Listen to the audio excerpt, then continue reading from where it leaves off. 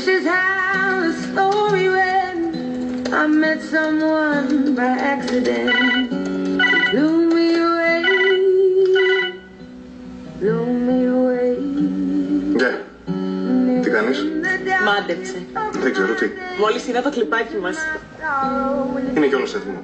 Η Φρίνη έχει πέσει με τα μούτρα στο μοντάζ. Και έτσι όπως έβλεπα δεν μπορούσα να αντισταθώ. Είπα να πάρω να σε ακούσω. Γι' αυτό και μόνο εξηλαιώνεται η φίλη σου που σε έριξε σε ξένη αγκαλιά. Εσύ τι κάνεις? Παλεύω την εργασία του Κίμωνα. Άστα, την είδα κι εγώ και με έπιασε πονοκέφαλος. Γιατί μας έβαλε τέτοιο πράγμα? Μάλλον θέλουν να βρουν κόσμο για τη μαθηματική Ολυμπιάδα. Φαντάζομαι θα διαλέξουν τους καλύτερους από τα τεστ τριμήνου και από την εργασία. Wow. Λοιπόν, τότε να σε αφήσω να γράψεις.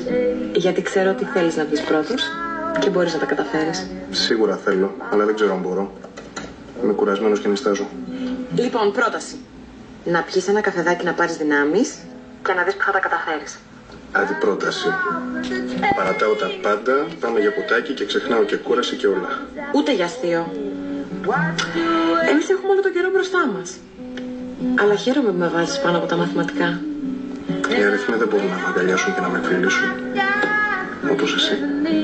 Ναι, αλλά μπορούν να σου εξασφαλίσουν ένα πολύ καλό μέλλον. Γι' αυτό ασχολήσου και εμείς εδώ είμαστε. Δεν βλέπω την ώρα να σας φίξω στην αγκαλιά μου. Κι εγώ. Μόλις παραδώσουμε εργασίες θα είμαστε συνέχεια μαζί. Μου το υπόσχεσαι? Ναι. Αλλά τώρα τέλος. Έχεις διάβασμα? Να την πεις. Καληνύχτα. But like everything now